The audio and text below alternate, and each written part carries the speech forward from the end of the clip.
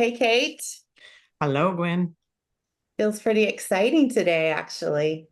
It does. It does. Ah, Something's been percolating for more um, than a couple of years. percolating for quite a while, and it actually feels like the most instigating thing we've ever done. Probably. Hmm. Probably. So, the big news is that I now, after you have been for a while, am licensed to facilitate psilocybin in Oregon Yeah. and getting ready to add psilocybin assisted coaching to my packages. Again, I'm a little bit behind you. Hmm. So you could talk about that if you like, but for the most part, just wanted to celebrate, acknowledge that we're both now able to offer something really special uh, Yeah. to our clients. So congratulations, because this Anything. is a big, huge deal. For people who don't know, psilocybin is a Schedule One drug in the United States, but it is decriminalized in certain parts of the country, and it's legalized with a lot of structure in Oregon. So Gwen and I, a couple of years ago, Mhm.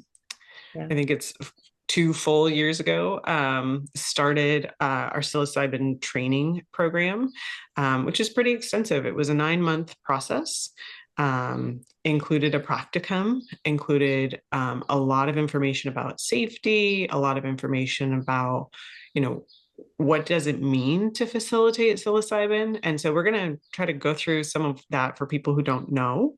We're going to break down what psilocybin even is for people who don't know, because this might be old hat for a lot of people, and it might be something brand new that you've never even thought about for yourself, for others.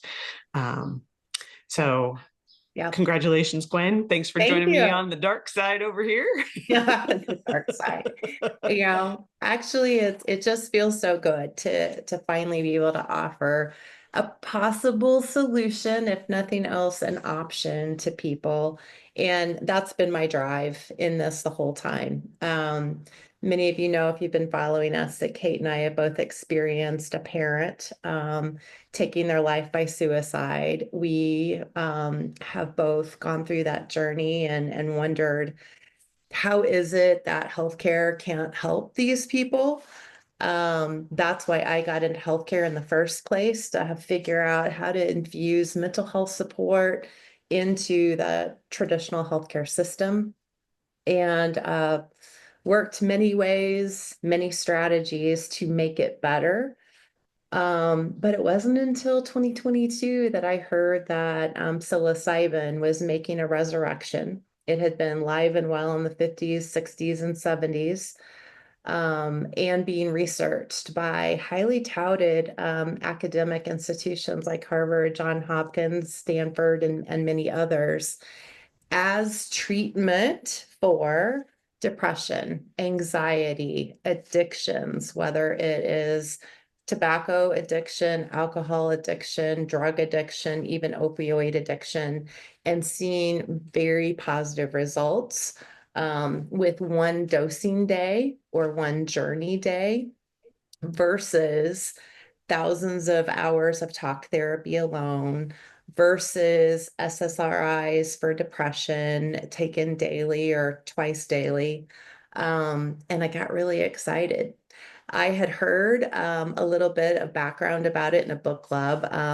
We were asked to read Michael Pollan's How to Change Your Mind, and just got interested. Then the Netflix documentary about how to change your mind came out, and I watched that going, wow. And then out of the blue one day, Kate says, they're legalizing that in Oregon, and you could actually become a legal facilitator for people who can travel to Oregon to have their dosing day. And the pre-work and the post-work can all be done virtually. And I was like, maybe this is it. Which I is funny.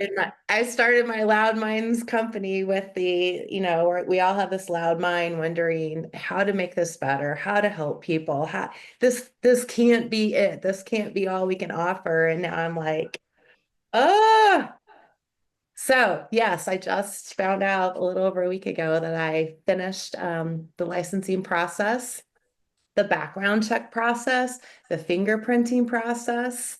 And I do want to highlight before we close today the safety that Oregon has put into place, and which is why I really appreciate it and I feel comfortable with it. Also, I always say, I live as I coach. I don't typically offer anything that I haven't tried myself, that I know works myself. And as part of our practicum, we did have to go through all the documents, all the forms ourselves. We had to complete a transportation plan, a backup plan. We had to be screened to know that we qualified, just as John Hopkins and all the other research places are currently doing. And then sit in a licensed service center to go through the process, and it feels very secure, very much supported. And that's why I decided that this made sense for myself and my clients. So for me, yes, I have a father who died by suicide when I was very young, when I was 12. Um, but as I went through my own mental health journey, what I was finding is most of the drugs that we have on most, if not all of the drugs that we have on the market are really prescribed as off label, Hmm. right? They weren't imagined for depression. It was, oh, this also lifts mood. So let's use this. And now it's very commonplace that you can use a antipsychotic, or you can use an SSRI, or you can use an antidepressant to treat depression. But there are many, many side effects. Libido being one of them, Hmm. weight gain being another one. Sometimes the meds don't work for often. They are. I personally used a variety of SSRIs in my history when I've needed them, and have also weaned myself off of them. Some of the worst times of my life were weaning myself off of Zoloft. I don't experience headaches on the regular, but I had 2 weeks of migraines where I could not leave my room, and my mother flew to or drove up to take care of me. So not great. And so when I started thinking about mental illness in really the rigidity of mind that I believe is kind of the foundation of a mental illness, that the incomprehensible aspect of like, I can't think of another way of going through, and then started doing the research around psilocybin is what a lot of people commonly call magic mushrooms. It's the active Right. ingredients in magic mushrooms. So if people are like, Scylla, what? It's magic mushrooms. And so when started doing research on what psilocybin can do as far as relaxing your rigidity of mind, even with one journey day, as Glenn's calling it, or multiples over a couple of days, or year over year, you can choose how you want to approach it. It is also, in full disclosure, I've never done any drug besides alcohol, right? Never smoked weed, never did a gummy, I've never done anything. And so for me to kind of dive into psilocybin as an option for mental health, mental well-being, was a pretty big leap. So when Yeah. I approached Gwen about it, I was like, do I tell Gwen? This is this is on the fringe. Do I tell her? Do I not tell her? Like, what I need to, should I? It was with a lot of trepidation that I came to Gwen and said, I'm doing this. Do you have any interest? And she was like, yeah, actually I do. And I was shocked because, Gwen and I had only known each other for a little bit at that point in time. And so we embarked on this journey together. Um, we started a course that actually went under midway through, and I mentioned that. Then we had to start a different course. I mentioned that because there's still in this world some pretty bad actors. Yeah. There was a financial hardship to both of us, in addition to our time that was spent. I believe it was 3 or 4 months into the program when they started when they went under that. We endured in order to get through. But I mentioned that just because the landscape is becoming much more stable as things get legalized and as things get decriminalized, but there's still some bad actors out there. So for me, in Oregon, the product is tested. It is grown and tested. So you know exactly what you're getting. You're being treated in a facilitation center with a trained individual that has to go through what Oregon Educational Services has deemed an appropriate curriculum. That person is legally required to stay with you after having done all of the forms and making sure that as best we can, that you're a good candidate to start this therapy. That person is legally required to stay with you. There is an intake that must happen. So we're not, this isn't just come on in and do something that's going to alter your mind and then we'll never see you again. And so that structure really helped me as a woman who I don't like to be vulnerable, let's get frank, to get this treatment in a very safe environment. And things can still go wrong, but at least you're starting out with a person who is trained in a place that is safe, with a drug that is tested, because what we don't want to do is introduce more trauma into your life when you're trying to get over something. So I just was really impressed with the situation in Oregon and was thrilled to be a part of the very first people who were licensed. And it's been really great. And I haven't been loud about the activity because, quite frankly, it's still illegal federally. And but we're a couple years into the process, and more states are legalizing it. And I'm hoping with the research that it does get recognized federally eventually. Mm-hmm. Yeah. Much like cannabis. Yeah. And cannabis started it for medical purposes. Mm-hmm. I do think it's really important, and you already said it, that this is not recreational. This isn't just pick up the phone and schedule a journey. This is for those people who have very resistant depression, really severe anxiety, trauma, PTSD, and addiction that they know of. There are also potential other uses for perimenopause, menopausal signs. There is OCD research occurring right now. And when I say these things, it is in the academic institutions, and they are very much protocolized to be able to do that research and only offer it to a few individuals. Well, to And be frank, in Oregon, you can just call somebody up and have a large dose journey. You just won't do that yeah, with us. correct, correct. Because yeah, you can have a journey. But the benefit of the process is the intake, the trust that you build with the facilitator. The journey itself, of course, the magic mushroom does most of the work, but then the integration after is also a critical part of the whole process to lead to improvement. And it doesn't work for everyone. And we do screen very thoroughly, and yet the results, even by the researchers in John Hopkins, I pulled up 2 videos yesterday on YouTube. They're just shocked. They're amazed. They don't want to hype it up too much, and yet they're excited. I think a lot of people are like, it's the cure all for everything. And I hesitate to Yeah. say it's not the cure all for everything.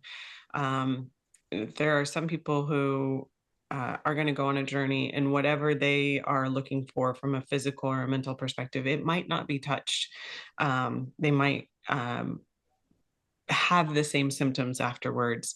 Um, but the wonderful thing about psilocybin is, even if that's the case, you will have most likely a beautiful trip for 3 or 4 hours. You'll get to see lots of lovely colors. You'll get to see mystical aspects, whatever the mushroom brings to you, and you'll get to experience that. And hopefully, with your intention, you'll be a changed person in that way. Mhm. For me, it was very much about self-love. I don't suffer from depression any longer. And I have done a lot of work around that. Um, but I still was in the space of very critical of myself, very critical of others. I expected my high bar to be something that people were, including myself, challenged to meet, and it has really helped to be a lot more gentle with myself, a lot more compassionate with myself and others as a result. I think it starts at home with compassion, right? You can't truly be compassionate for others if you're not compassionate for yourself.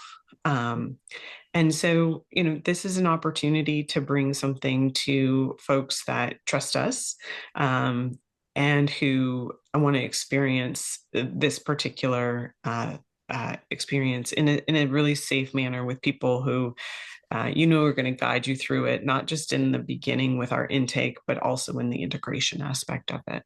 Mhm. Yeah, exactly. And for me, my experience was a little different in that it had me just feel in my body, um, senses, feelings, pleasure that I hadn't really felt in a long time. And that is what led me to intimacy coaching and understanding erotic blueprints to, again, coach women to understand what is going on with their body. We've been socialized not really to think about that. We've been socialized to show up at work and be a great mom and be a great wife and, all the headspace stuff. And somewhere along the way, we forget about our body until there might be some body shame, Mhm. until there might be some libido loss, until there might be some midlife career or midlife life that you're like, what the hell happened? And so then finding out so many women suffer from sexual trauma in their past that the psilocybin journey can connect with the intimacy coaching and really help women who've experienced trauma or just the low libido is a suffering point for them right now in midlife. Yeah. It can help awaken what I would like to call that deep knowledge that you have within yourself Mhm. that you just don't see. Um, Another part of my intention as I went on this journey was to understand that mind body connection and to feel a greater knowledge about my body. I feel like, at least in my experience, the body is for somebody else, right? My body is for attracting a mate. My body is for getting walking my head around so I can make Right. decisions. And I really wanted to expand into a more connected space where I could be in tune. With my facilitator, we did a lot of work beforehand to do that integration before we went into the session, so that we did some somatic meditations beforehand. We did some um, connections of we've talked about internal family systems. So we did some work with internal family systems before we went into it, because those things are real resources. If you're having a less than good trip, you can always come back to the breath, always come back to the body, always bound yourself in what is real and there, even when you're having psychedelic visions. So Mhm. it's really important to kind of start with some foundational work before you go into this, because it is going to open up experiences and memories, and that can be challenging, um, and can also be quite lovely. But they say that no trip is a bad trip. Yeah. We tend to start on a low dose, versus going into a very high dose. And we're going to spend some more time with you guys on our videos and on our podcast, just kind of breaking down the different elements, so that those of you who are not familiar with it can become more familiar with it. But this is our introduction of we're doing this. We're licensed. We've gotten around, the awkwardness, at least I have, of not wanting to crow it loud. And it's an opportunity to work with us in a new way in our coaching. Yeah. And I'll just end with it really is for any transition that you want to make, which is hard, very Mhm. difficult. You're stuck, you've tried. It's not a first attempt at something. It's you've tried, you're stuck, you're blocked, or you don't even know why you can't move past something. It also includes really effective mindset transitions for those diagnosed with cancer or some other chronic disease. And it fits not only with my intimacy coaching in terms of moving through, but your death doula Yeah, work as well. So if you want to touch on that for just a second. absolutely. So, people who are afraid of death, which includes at my back of the napkin survey, seems that 30% of people are afraid of death, deathly afraid of death. 30% of the people are not afraid of death, and 30% of the people haven't really thought about it. And for those who are afraid of death, this can be something that's really interesting as a tool. So, and some people hate it when I call it a tool because there's some medicinal and mystical qualities. And indigenous people have been using psilocybin for years in ceremony, but I'm just going to refer to it as a tool for just this particular discussion. What that we've found is those that are diagnosed with a terminal disease who are afraid of dying, really afraid of dying, when they go through trials at Johns Hopkins, they have found that within 1 to 3 sessions, that they are much more calm and unafraid of passing on. And it's this feeling of, or this knowledge that they gain that we are all connected, that I am breathing the cells and atoms of people who have come before me, and I will continue to exist in the afterlife, for whatever that means. Some people believe, some people see heaven, some people see that they are connected, some people see that they are small in this vast, wide universe, and that their impact on the world has been phenomenal. With the death doula training that I have, this is a really good combination of working through what are the regrets that you have? What are the things that you want to continue to or still do while you have time on this planet? And then this can break down some of the, psilocybin can break down some of the mind blocks or rigidity that you have. In your mind as you're going through. But I've seen a lot of people um, will do this because they're afraid of death or because they're afraid of retiring. They are changing their identity. They are moving from one stage of a person, let's say it's midlife, into menopause or older, right? And that shift of stage. So I kind of think of this as, there's at least a 3-part aspect to our lives where psilocybin can be a really good useful tool to help us transition in a way that is thoughtful and is useful for us to kind of ease into those things and create the life that we want with the knowledge that we get. Great. So you're currently practicing Yep. in Oregon. Yep. I'm currently licensed and plan to get out to Oregon in April and stay for months at a time. So I'll be scheduling that and hopefully we can help lots of people. Yeah. And if anybody is interested in knowing more, we have a speak pipe that's available. If you want to drop us a question or if you want to get in contact with us, I'll post that on the show notes of our podcasts.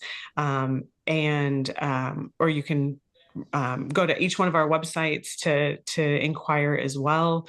Our emails are available all over the place. So just please, if there's any questions or any specific things that you want us to talk about on the pod, let us know. We're super interested in responding to listeners' inquiries. But we'll be back with more on this. This won't be the only thing. We'll kind of chunk it down into to different elements. We'll talk about microdosing. We'll talk about the different aspects of how it can help. We'll talk about what does a typical journey look like. So we'll be back, and we're not talking about intimacy anymore. We're talking about that too. So, and we're talking about regular coaching stuff too. So we kind of go all over the place. We're still going to talk about assessments. We're going to talk about all of it, but this is just a new tool that we're integrating into the business that we already have. And we're really excited to be able to provide safe spaces for people who want to experience this. Yes, yes, we are. Well, thank you, Kate. It's been Thank you, great. Gwen. And we'll be back again soon. Talk soon. Have a good Bye. one. Bye.